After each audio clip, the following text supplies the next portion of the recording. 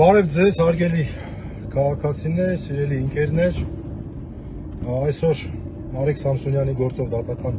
նիստին ենք, երբ հրապարակվեց քննչական կոմիտեի կողմից հրամցված հաղորդագրությունը այն մասին, որ հարուցվել է քրեական վարույթ Հայաստանի Հանրապետության քրեական օրենսգրքի 507-րդ հոդվածի 2-րդ մասով, այնտեղ երկար-բարակ ինչ-որ բաներ էր գրած, դատական ակտը չկատարելու վերաբերյալ, ըստ էության քրեական հետապնդում է հարուցվում վեհապար հայրապետի եւ Գերագույն հոգեվոր խորհրդի անդամների դեմ, չգիտեմ, որը որ կազմը մի հատ բացեք նայեք, ովքեր են Գերագույն հոգեվոր խորհրդի կազմում, այդ թվում պատրիարքներ, արքեպիսկոպոսներ, եպիսկոպոսներ, պատվարժան աշխարհիկ անձինք եւ շատերն են գրում, թե ինչ է սա նշանակում։ Ես ցանկացա կարճ իրավական արձաբանումներ, նկատառումներ հայտնել սրա հետ կապված, բնականաբար ոչ պաշտոնական,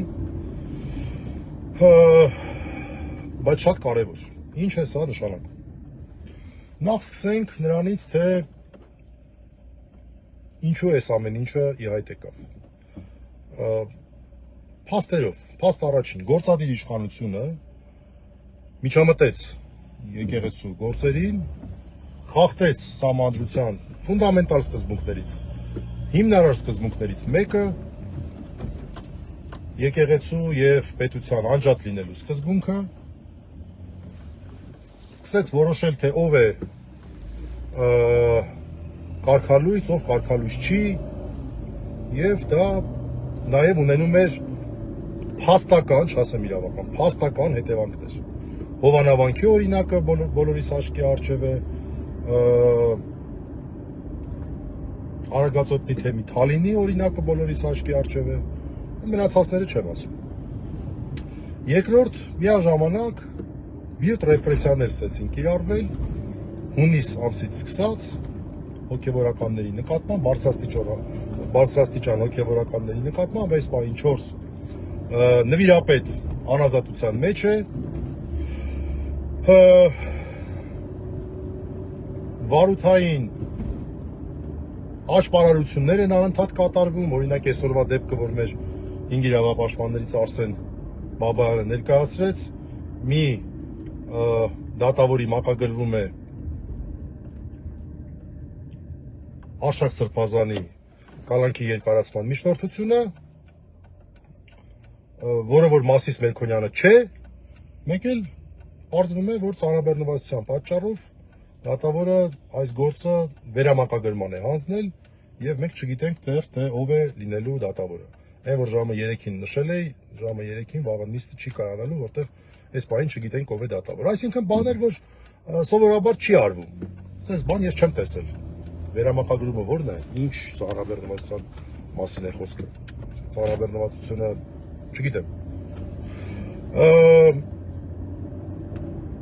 Այս ամեն ինչը բերեց նրան, որ ինչպես ցանկացած դասական սահմանադրական կարգի տապալման դեպքում, այդպես էլ այս դեպքում օրենսդիր, գործադիր եւ դատական իշխանությունների բաժանման սկզբունքը իջիկ դարձավ, շատ պատկերավոր ասած, իմ արտահայտությունը չի, բայց լավ արտահայտություն է, վարակվեց նաեւ այս նույն հակասահմանադրական վարակով դատական իշխանությունը, մինչ այդ նաեւ օրենսդիր իշխանություններ վարակվել, դեռ հուլիսի սկզբին մի խայտառակ հայտարարություն էր ընդունել, վարակվեց նաև դատական իշխանությունը, մասնավորապես այս բացարձակ հակասահմանադրական որոշումը կայացվեց, որ ոչ միայն վարույթ ընդունվեց Արման Սարոյանի, ներկայումս Արման Սարոյանի հայցը, այլև հայցի ապահովման միջոց կիրառվեց, որը որ ենթադրում է, որ նրա գործունեությունը որպես թեմի առաջնորդ պետք է շարունակվի։ Որևէ խոսք չկա վեհապար հայրապետի մեկ այլ տնօրինության մասին, որով որ նշանակվել է առաջնորդական տեղապահ եւ այլն։ Ամեն դեպքում այստեղ իրավական հարցեր կան, դրա մասին խոսվել է, ելի խոսվի, բայց փաստն այն է, որ այս փաստով կարող ենք արձանագրել, որ դատական իշխանությունը նույնպես այս հակասահմանադրական վարակով վարակվեց։ Որից հետո շատ հետաքրքիր բան տեղի ունեցավ եւ նախապես հայտարարված եպիսկոպոսած ժողովը, որ Էջմիածնում պետք է իրականացվեր, ուղիղ խոչընդոտվեց իշխանությունների կողմից, վեհապար հայրապետը որոշում կայացրեց, որ այն պետք է իրականացվի, եպիսկոպոսած ժողովը պետք է իրականացվի արտասահմանում, որպեսզի անկաշկանդ ձևով հնարավոր լինի հարցերը քննարկել եւ չմտածել։ Սրան բռնեցին, նրա ելքը արգելեցին, նրա մուտքը արգելեցին։ Եվ հետաքրքիր, այսպես ճակերտավոր զուգադիպությամբ մեկ էլ այսօր հայտնվում է այս քրեական վարույթը։ Մինչ այդ իրադավ եպիսկոպոսները հայտարարում են, որ սա չպետք է իրաքը թույլ տալ, որ իրականացվի դրսում եւ այլն։ Եվ բերում են անհեթեթ պատճառաբանություններ։ Ավելի քան համոզիչ է Մայրաթորի այսպես հաղորդագրությունը այն մասին, որ պարզապես այլ տարբերակ չունեն, որտեղ Հայաստանում անխոչնդոտ ընթացքը երաշխավորված չէ։ Տեղի է ունենում կարգալուծություն Գերագույն հոգևոր խորհրդի, այսպես ասած, առաջարկության հիման վրա, վեհապար հայրապետի տնօրինությամբ եւ դա հարկադիր կատարումը դիտվում է որպես դատական ակտի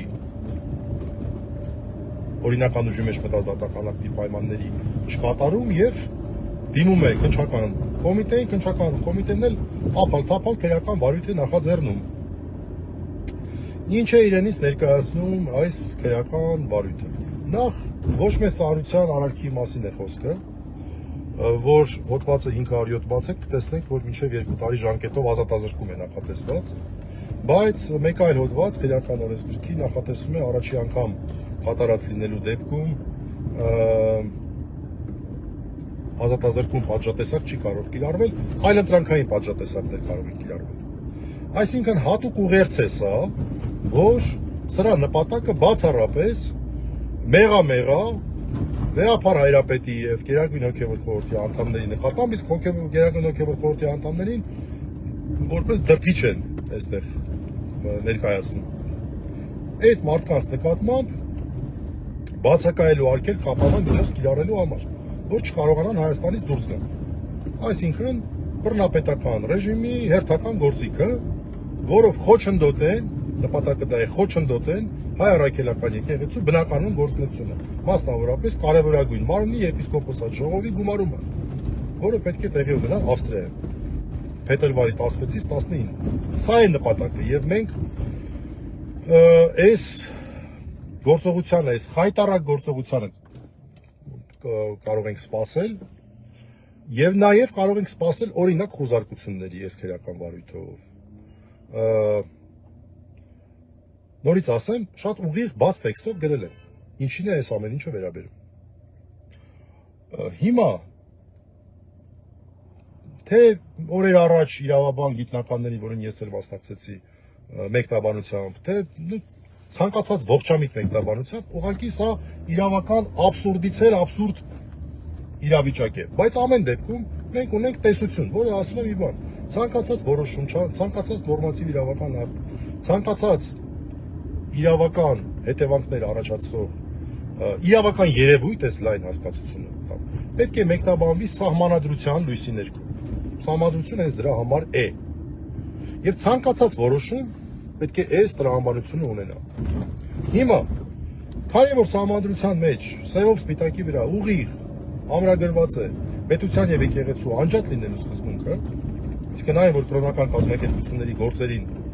պետությունը միջամտել չի կարող, այս ուղիղ է ամրագրված, դա մի բան է նշանակում, պարզ բան է նշանակում, որ ցանկացած որոշում, ցանկացած ակտ, այդ թվում նաև այս խայտարակ ակտը, որ կայացրել է դատարանը որպես հայցի ապահովման միջոց, այդ ամենը պետք է դիտարկել սահմանադրության լույսի ներքո,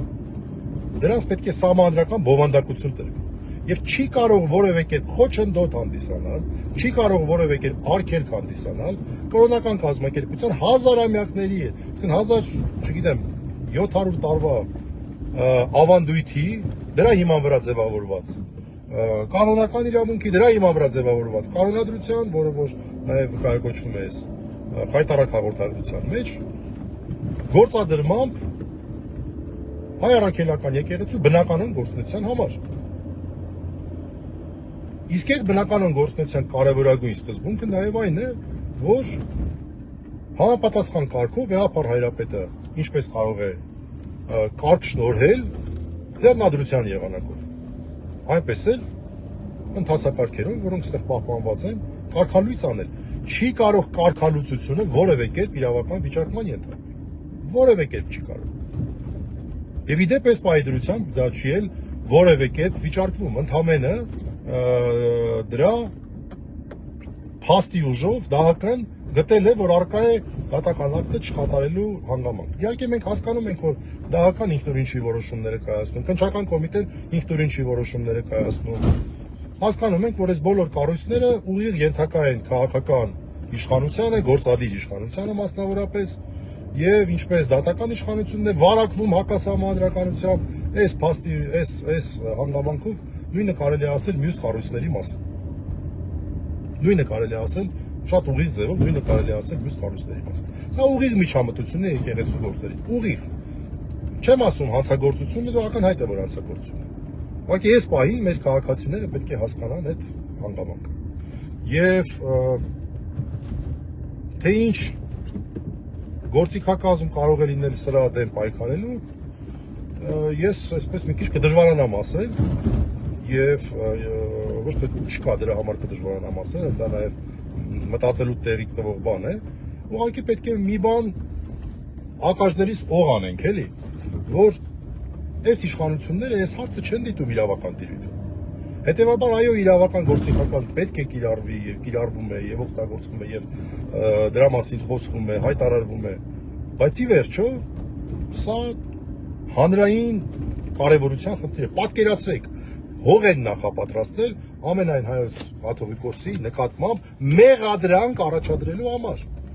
Այսինքն սա փաստացի մեղադրանք է, էլի։ Փաստացի մեղադրանք է։ Այդպիսի հասկացություն կա քրեական իրավունքում։ Ընդհանրապես պետք է դա ձևակերպել, որտեղ իրենք այս տեքստի մեջ ամեն ինչ գրել են։ Այսինքն իրենց ընկալմամբ ինչ որ մեկը կարող է իրեն թույլ տալ ամենայն հայոց կաթողիկոսի տնօրինությունը, որը բացառապես հոգևոր հարցերին է վերաբերում, ընդ որում կարգալուծությունը հաջորդել է այս բոլոր գործընթացներին եւ չի կարող կարգազանց վարքագիծը չունենալ ինչ որ հոգևոր իրավական, եկեղեցական իրավական, կանոնական իրավական հետևանք։ Դա նշանակում է կազմալուծել կրոնական կազմակերպության գործունեությունը։ Սա ուղիղ այդ